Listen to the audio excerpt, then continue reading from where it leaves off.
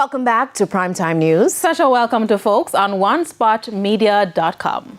First up this evening, the National Water Commission NWC has implemented water restrictions for sections of Kingston and St. Andrew served by the Mona and Hope water supply networks effective today. The NWC says the measures have become necessary because of significantly reduced inflows to the Mona Reservoir, which is now at just over 58% capacity following the prolonged dry spell. The commission says forecasts of continued hot and below normal rainfall through September and October have made the restrictions necessary to safeguard supplies. Customers are being urged to conserve water and use stored supplies responsibly while the regulations remain in effect.